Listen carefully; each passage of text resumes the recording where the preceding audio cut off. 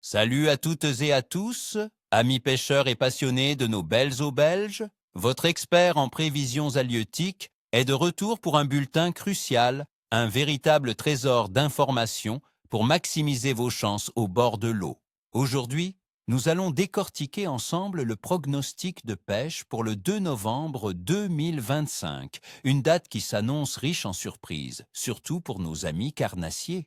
Accrochez-vous, car cette journée pourrait bien être celle de votre record personnel, à condition de bien comprendre les signaux de la nature. Je vais vous révéler pourquoi ce jour sera spécial et comment adapter vos techniques pour des captures mémorables. Prêt à découvrir les secrets de cette journée automnale? Alors, quels sont nos poissons stars pour ce 2 novembre? Sans surprise, mes amis, l'automne est la saison des carnassiers. Nous allons nous concentrer sur le brochet, le sandre et la perche, qui devraient être particulièrement actifs. La carpe pourrait également vous offrir de belles surprises, surtout les spécimens les plus imposants. Commençons par le brochet. Où le chercher? Avec des températures d'eau qui devraient osciller entre 10 et 14 degrés Celsius, les brochets se tiendront probablement aux abords des herbiers en décomposition et des structures immergées, comme les arbres tombés ou les pontons. Pourquoi là?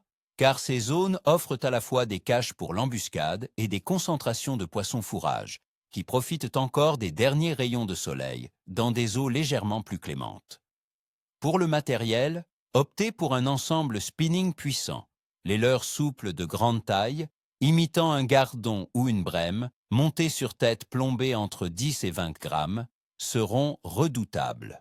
N'oubliez pas les jerks et les swimbaits, animés lentement, avec des pauses prolongées qui inciteront les poissons apathiques à l'attaque. Une petite astuce, variez les profondeurs et les vitesses de récupération. Parfois, un brochet tatillon ne réagit qu'à une présentation ultra lente ou à une descente planante. En ce qui concerne le sandre, ce chasseur nocturne peut aussi être actif en journée par temps couvert. Il faudra le chercher sur les cassures, les zones plus profondes des rivières comme la Meuse ou la Sambre, et les fosses. Avec la légère pluie annoncée, l'eau pourrait se troubler un peu, ce qui est parfait pour lui. Un équipement spinning ou casting léger à moyen, avec des tresses fines 0,12 à 0,16 mm et des bas de ligne en fluorocarbone discret, fera l'affaire. Pour les leurres, privilégiez les shad et les grubs de taille moyenne 8 à 12 cm, au coloris naturel, pêchés à gratter sur le fond. Une petite vibration suffit souvent à déclencher l'attaque d'un sandre embusqué. Et la perche, notre petite tigrée? Elle sera probablement en banc à proximité des structures. Cherchez-la près des piles de ponts, des écluses, des bateaux amarrés ou des roches. Un ensemble ultra léger ou light est idéal pour débusquer ces petits prédateurs. Les petits leurres souples, 3 à 7 cm, montés en drop shot ou sur micro-tête plombée, ainsi que les petites lames vibrantes, seront très efficaces. N'hésitez pas à animer vos leurres de manière assez agressive pour provoquer leur instinct de chasse. Pour nos amis carpistes, bien que le printemps soit traditionnellement le pic d'activité, les grosses carpes profitent de l'automne pour faire des réserves avant l'hiver. Les étangs et lacs calmes de Belgique sont des spots de choix. La pêche à la graine, maïs, tiger nuts ou à la bouillette riche en protéines, déposée sur des spots amorcés au préalable, pourrait vous valoir de très beaux spécimens. Cherchez les zones un peu plus profondes, à proximité des obstacles ou des fonds vaseux où elles aiment fouiller. Passons maintenant à l'analyse de nos conditions. Pour ce 2 novembre 2025, le temps s'annonce typiquement automnal en Belgique. La température de l'air devrait se situer entre 7 et 12 degrés Celsius. Nous aurons des pluies légères intermittentes pendant la journée, avec une probabilité de 45% de précipitation. La nuit sera partiellement nuageuse, avec 40% de chances de pluie. Ces conditions, bien que fraîches, ne sont pas nécessairement un frein à l'activité des poissons. La pression atmosphérique, souvent variable avec ce type de temps, pourrait influencer leur comportement. Des variations lentes sont favorables, tandis que des chutes brusques peuvent les rendre apathiques. La température de l'eau, comme je l'ai mentionné, devrait se situer entre 10 et 14 degrés Celsius. c'est une plage idéale pour les carnassiers.